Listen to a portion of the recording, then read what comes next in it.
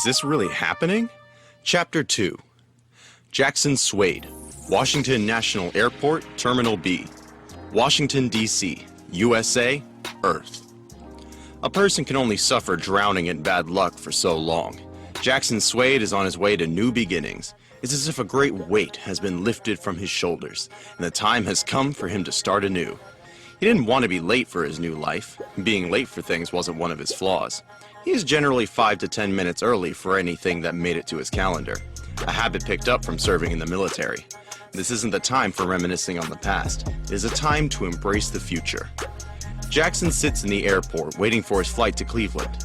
He recently won a contract for Thermodyne Technologies. It's everything he needs to get his network security business off the ground.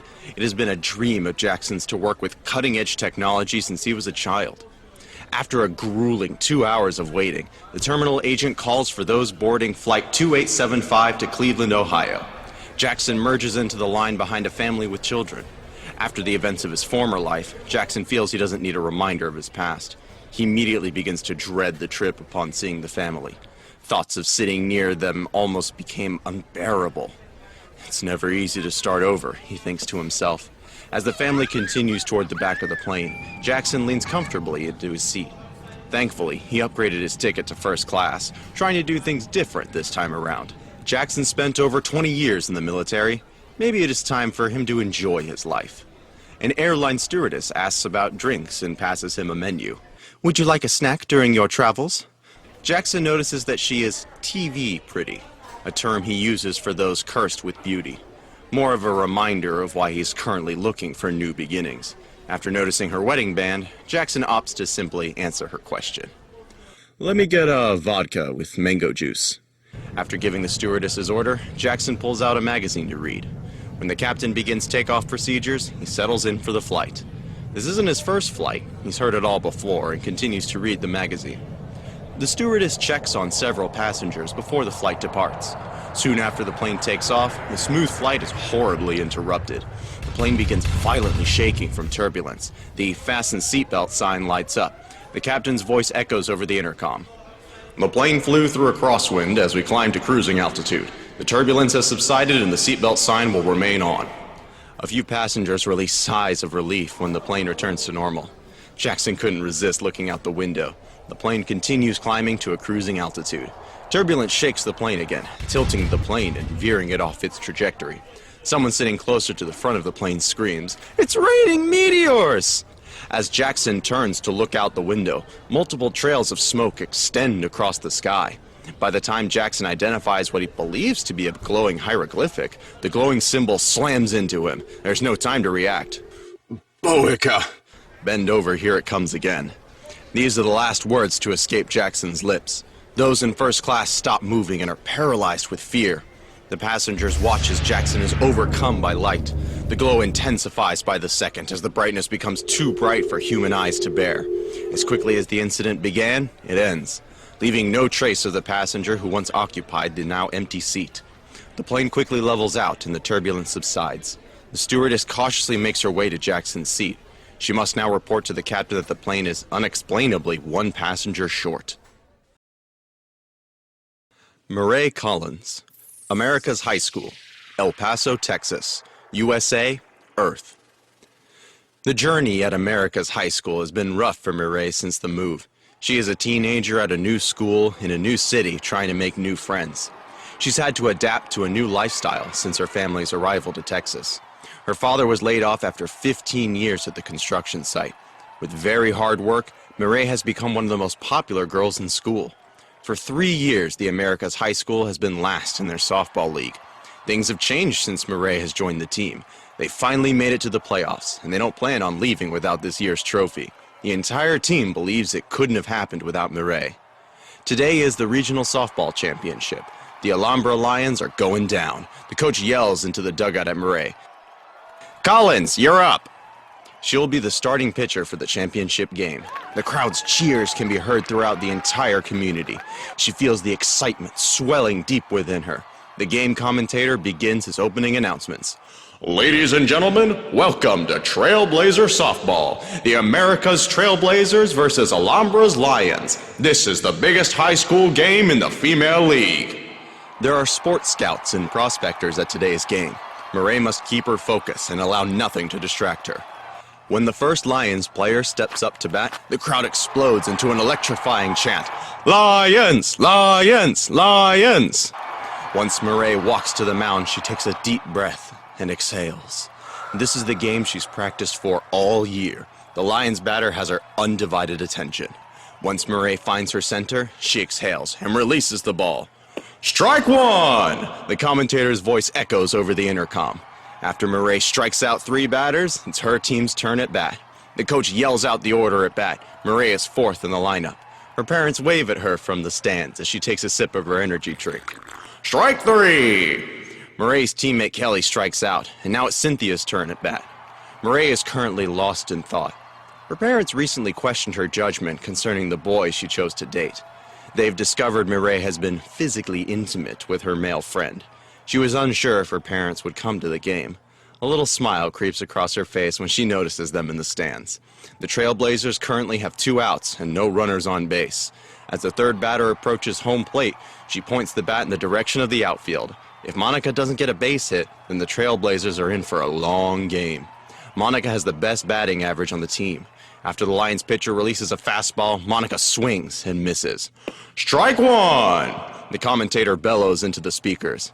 Monica clenches the bat just a little harder, and the pitcher releases a curveball.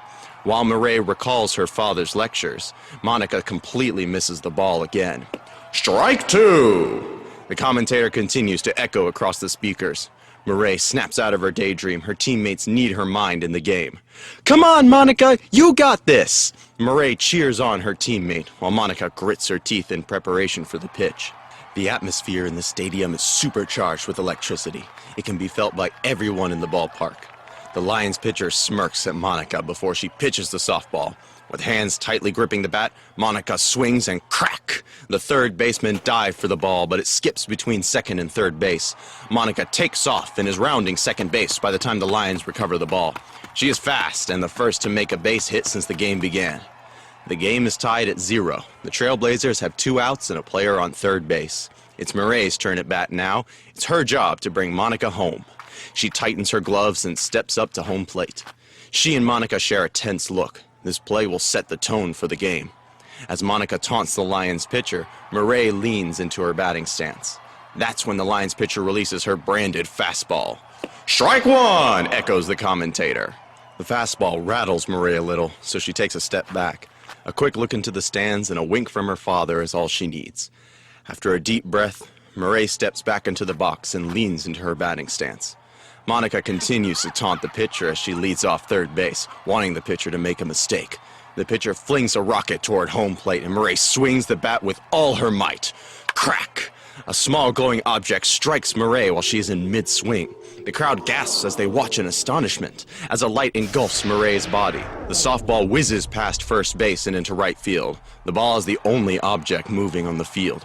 Murray's form appears to transcend into light, her form hovering above home plate. The blinding light increases in intensity each second. The catcher and umpire both scramble away from Murray's body, their eyes filled with terror. The people in the stands have to shield their eyes. Murray's form becomes too bright for human eyes to bear.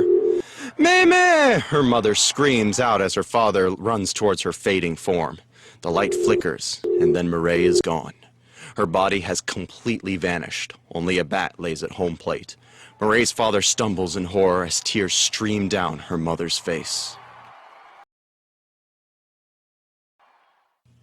Jonathan Watson, Pearl City Police Department, PCPD. Pearl City, Hawaii, USA, Earth. It's been a long day for Detective Jonathan Watson. His unit has spent the day busting a local drug cartel.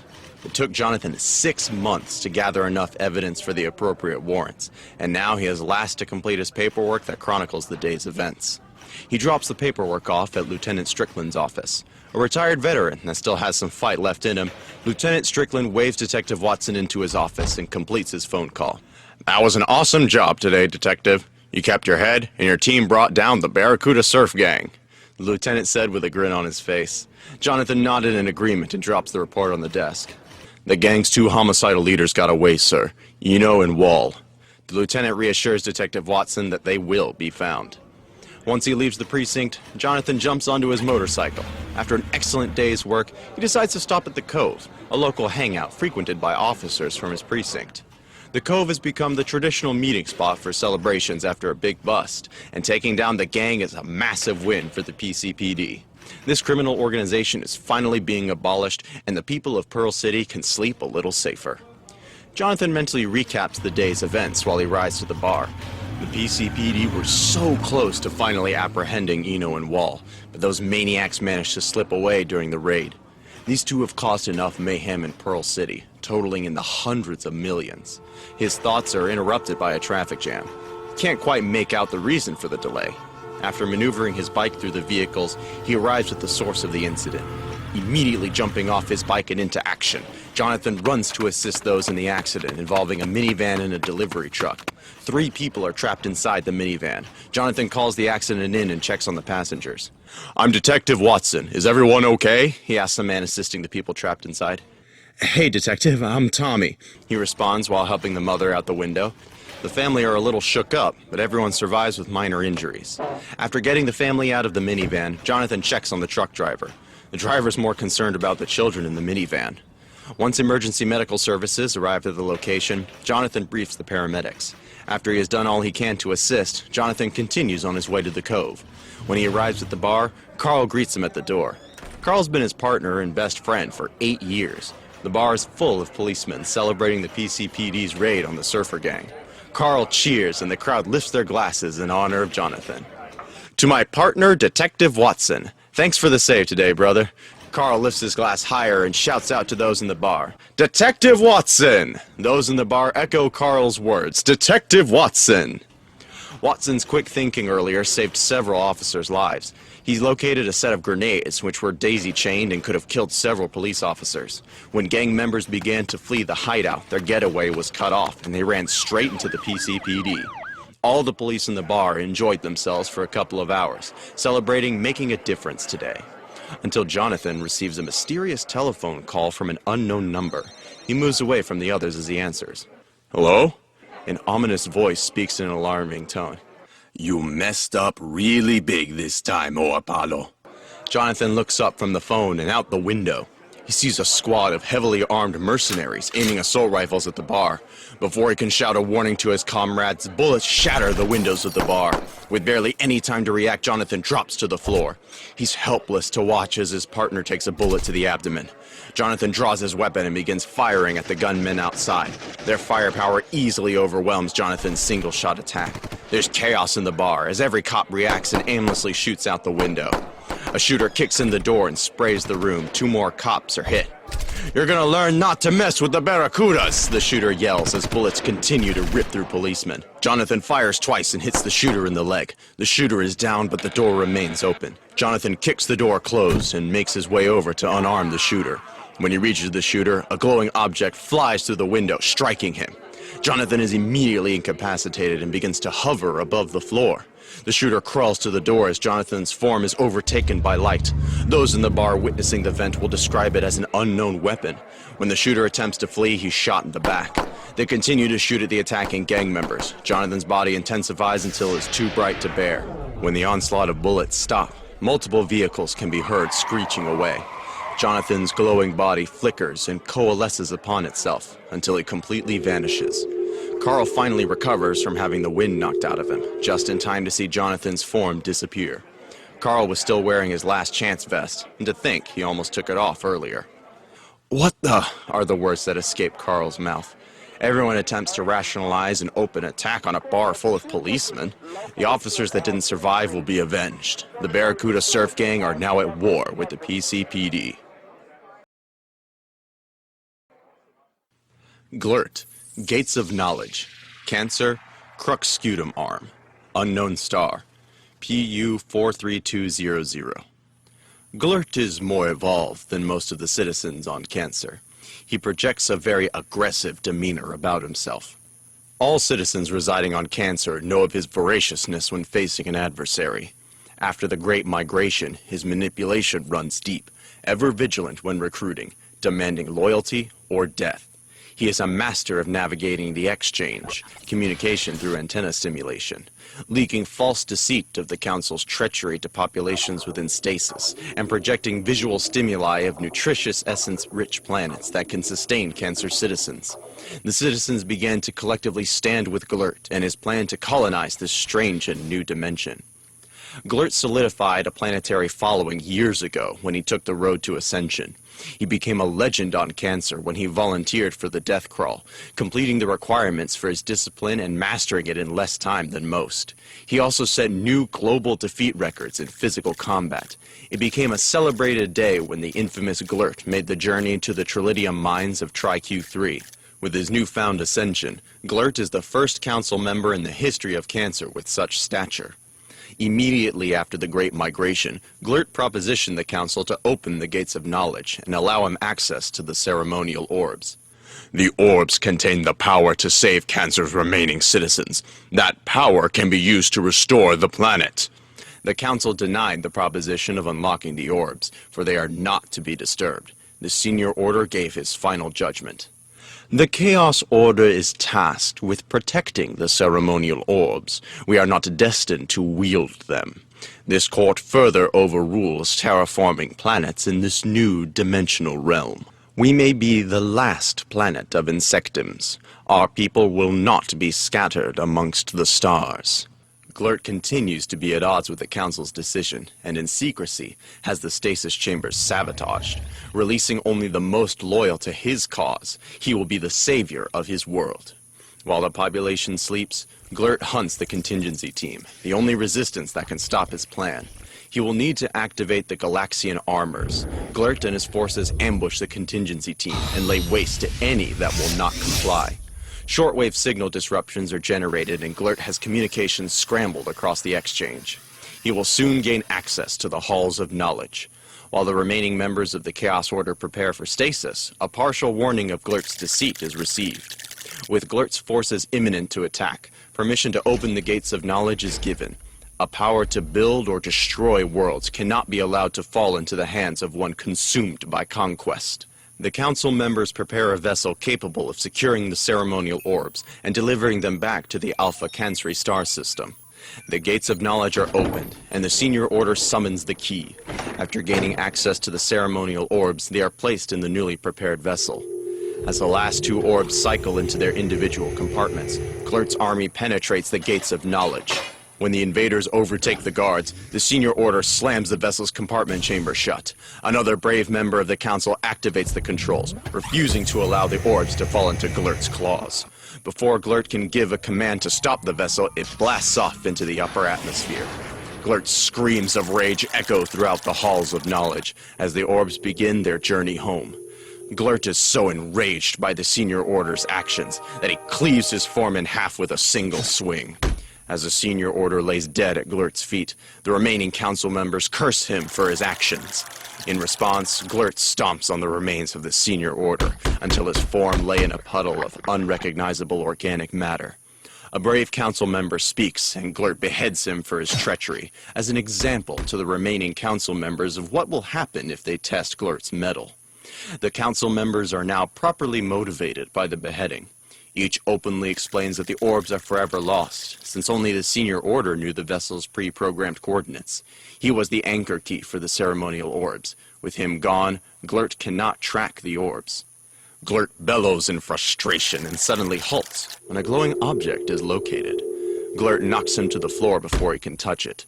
One of the ceremonial orbs remains, and Gli'rt will be its wielder. The Council members are gathered before the new army and beheaded for treason. Gli'rt appoints himself the supreme ruler of the Bakrata nation. This is the beginning of Glirt's new campaign, domination. There is only one choice to make under his command. Trillions will die if his rule is not recognized, for it is absolute. Have things prepared when I return, Gli'rt demands as he reaches out and embraces the orb. A blinding light engulfs him, and he vanishes from sight. W. L. White III, World Internet News, WIN, New York, USA, Earth. Nationwide reports of humans vanishing in a burst of intense light have gone viral on social media. Several broadcasting news sources have described similar reports. The local authorities continue to report incidents from passengers aboard Flight 2875 en route to Cleveland, Ohio, a high school softball game in El Paso, Texas, and a bar in Hawaii. Witnesses state on 3 occurrences that the victims are struck by glowing alien symbols, causing them to combust and vanish. Authorities continue to investigate the claims. Identities have not been confirmed of those reported to be involved. U.S. officials have yet to make a statement about these strange and bizarre occurrences. Several U.S. military forces are believed to be mobilizing in preparation for war. The Secretary of Defense states that the military is only preparing for a joint world training exercise. The leading conspiracy theorists believe that the Earth is under attack and our world is on alert for invasion. In world news, an employee of the Zin Gold and Diamond Academy of Rustenburg, South Africa, states that his supervisor vanished in a burst of light. The employee further explains that something not of this earth turned him into this light. Others attending the business meeting state the supervisor was there and then he was gone. The academy foreman is still missing and there are no leads as to how to find him. In other news, the Thermodyne space station in orbit over Russian airspace experienced major malfunctions during secret testing today. Sources say only the top VIP officials of the world were present at the testing. Since returning from orbit, officials have not been available for questioning. Currently, there are only rumors and speculations of the events that occurred in orbit.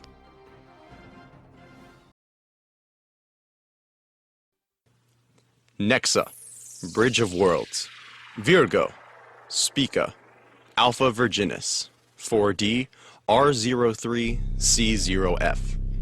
On a futuristic Earth which resonates in dimension 4D R03C0F, a lone figure monitors the known universe from the Bridge of Worlds, a place residing outside of time and space, a place only she can access.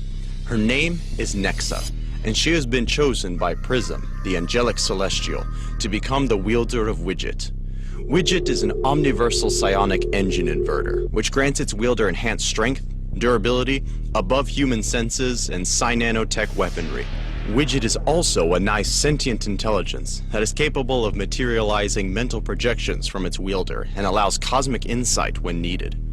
Widget further provides its wielder with the Portal Generation Module, PGM, celestial technology which allows the user to access any omniversal realm existing throughout the universe.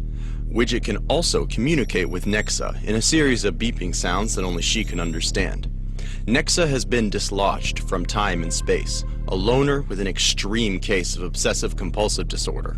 She takes her responsibilities very seriously and has saved the universe more times than any other in existence. As Nexa monitors from the gargantuan Bridge of Worlds, she runs diagnostics on the dimensional projector. While awaiting diagnostics, the network receives strange portal readings. Widget beeps to alert Nexa of incoming data. It registers as a cosmic, possibly ethereal level threat. This anomaly is inconsistent with the portal's chronocharts. Widget beeps and a sky cycle is authorized for transportation. Nexa jumps aboard the sky cycle and speeds to the anomaly. Widget alerts her of additional incoming portals to dimension 4D R03C0F, Alpha Virginis. The Bridge of Worlds resonates at a frequency outside of time and space. It can only be navigated with portals. It can only be reached when the cosmic stabilizer is active, and only Widget contains the binary key. As Nexa speeds through the various chambers, she's reminded of Virgo's history and how things have changed since the last war. She recalls the tales of billions of people dying. Widget alerts Nexa of 4 intruders that are materializing in the cosmic armory. She immediately opens a portal to the armory. When she exits the portal, Widget's scanner spikes. As soon as Nexa sees the intruders, her heart skips a beat and she hides. She's too far away to hear what the intruders are saying, but close enough for Widget to scan them. She follows the 4 intruders from a distance, unsure of how they are able to exist outside of time and space. While watching the intruders from the shadows, she observes what she believes to be a cosmic singularity never before witnessed. In the sky expanding out from the Bridge of Worlds, several dimensions appear to experience what she can only describe as a fracture to reality. This must be the anomaly Widget previously warned me about, Nexa thinks to herself. The anomaly registers as the Gift of Power's ceremony. She watches a planet, designated Cancer, as it is swallowed by a massive portal. Events have started that will ultimately lead to the destruction of the universe. As Widget continues to beep alerts, Nexa closes the gap between her and the intruders. Now that she is within proximity, Widget is able to amplify the intruders' conversation. Widget beeps more information concerning the lost planet. The planet Cancer has breached the prime reality, the realm of paradise. The gift of power ceremony is occurring in the wrong dimension, space, and time. Now that Nexa is closer to the intruders, Widget can passively scan them. After a quick scan, Widget relays quantum data on the intruding guests. The intruders are saturated in high levels of dark matter energies. Each individual emits multiversal energy signatures. Presage, entropy, 180A041G, radiant, organic radiation. IW, I4E9, decay, organic frequency disruption, OFD. R10A527J, expire, purge, prana-parasitic plague of genetic copies. COK5C7, maze, reality warper. Nexa instantly fears for her life. She's outmatched and extremely outpowered. These intruders are vile and twisted versions of dimensional guardians. She hasn't had to deal with cosmic-powered beings in a long time. She regrets not making friends with more of their kind right now. To beat these dark entities, she is going to need some powerful help. When Nexa finally acknowledges Widget's repeated warnings, she realizes hiding is no longer an option. Since arriving in the armory, Widget has masked Nexa's presence. There is one amongst the intruders, the creature that feeds on the essence of living beings. This is Expire. It is the decayer of souls, master of the purge. Nexa is the only living essence on the Bridge of Worlds, and Widget is having a difficult time concealing her from Expire. Ignoring Widget's warnings, Nexa overrides its system. Target intruders and amplify intruders' audible communications. When she hears the intruder DK mention the omniversal projector, for the briefest of moments she experiences paralysis. The projector is the angelic celestial prism's treasure, a cosmic crystal of unfathomable power, capable of containing the entirety of the multiverse. Now that she has a semblance of what the intruders are searching for, she must return to the Carnelian immediately. Nexa is so focused on the intruders, she has ignored Widget's repeated warnings. Gather the Zodiac Guardians. The cosmic dynamo must be reset. Tholain Liebenberg. Geostationary orbit. Equator, Earth orbit, Milky Way galaxy. In the geostationary orbit around the Earth, an alien symbol contained within a glowing orb appears from nothingness. The orb releases energy from the sphere, while slowly expanding into a human form. An alien alloy spews from the orb, encasing the energized form and protecting it from the vacuum of space. A thin, amber-like substance encases the head and face. The cyananotech alloy molds into a dark citrine-colored exoskeleton, more advanced than anything on Earth. Golden alien symbols glow as they highlight the exoskeleton. Transparent amber bands levitate above the housing in the forearms and lower legs. The orb locks into place, and the being's new heart hums to life. As the male form slumbers, the celestial gestation comes to an end. The neural pathways in his brain are supercharged, reconverting data into binary-based code, which can send data throughout the brain in a neuropulse. This allows neurons to bypass the brain's organic pathways. In his new form, he's been imbued with celestial energies. He is now an ambient energy-absorbing conduit for processing information and technology. He's capable of accessing universal knowledge as it emits from particles. Tholain has been celestially augmented, and his physical form exceptionally enhanced. He is now a living network with access to universal information, able to generate technology and weaponry from the quantum quartz bands. His exoskeleton empowers him with amazing stamina and durability. The exoskeleton provides a self-sustaining, breathable environment, while granting him the ability to survive in all known environments. There are numerical equations and variables which are cataloged within the mind of Tholain. Data is absorbed from the very environment surrounding him. Information is aligned and categorized in alien equations, symbols, and mathematical formulas in search of answers. Tholain's eyes blink as he stirs from the gestation process. He is immediately aware of his surroundings. He is further aware of the possible dangers that his world will soon face. The Imperial Codex, Neurofeed, has informed Tholain of the orb residing in his chest. It is an ancient artifact possessing incredible power, a cosmic treasure known as the Imagination, an omniversal bioengine inverter that grants the wielder with universal sapience. The amber bands housed at the forearm and lower legs are tools composed of the unbreakable substance quantum quartz, Q-quartz. They are directly linked to his inverter, an extension of himself. He is able to wield them with extreme precision. The lane has much more than before. He has become the celestial harbinger, Intech, a man infused with information and capable of creating any technology he needs to construct. Now that I'm one with the orb, my awareness has become galactic. Something inconceivable is happening to all of creation, yet I cannot ascertain from where. Why else would the Gifts of Power ceremony have begun on Earth? Intech ponders over the questions racing through his mind. He is aware the ceremony should never have occurred in this dimension. He desires to know, what has changed? Intech locates and deciphers an embedded message encoded in the orb's neurofeed. Information from the Gifts of Power ceremony, a universal event that should never have come to planet Earth. Intech locates and deciphers an embedded message encoded in the orb's neurofeed. Information from the Gifts of Power ceremony, a universal event that should never have come to planet Earth. Intech takes notice of his current environment. He is in Earth's geostationary orbit. Earth looks so far away to him. He has never been in space before. After taking several moments to admire Earth's beauty, he contemplates several strategies and plans to save his world. The orb has transported him to the satellite ring surrounding the Earth. It is the largest gathering of digitized information for the planet. Intech reaches out with his new abilities, accessing a nearby satellite. The knowledge of his abilities has been embedded into his subconsciousness. He wields his abilities as if he was born with them. A small shard of Q-quartz is released and latches to the satellite, bypassing security and encryption protocols and taking control of the satellite. Igniting the satellite's thrusters, he steers it to intercept with his position. A longer shard of Q-quartz is released from his forearms, sealing the satellite in a protective coating. Intech quickly releases and outfits the satellite with Q-quartz thrusters, enabling the satellite to safely achieve interplanetary capabilities. While descending to the Earth, Intech accesses NASA's signals and transmits his plans and flight path to mission control. At his current speed, he will reach the Earth's surface in less than 20 minutes. Once the satellite enters the upper stratosphere, 3 American jet fighters approach his position. Intech intercepts their communication signal while the pilots are reporting to headquarters. He informs the pilots of his intentions to land at the United Nations headquarters, UNHQ, in New York City. It is overwhelmingly unnerving for the pilots to watch a man surf on a satellite.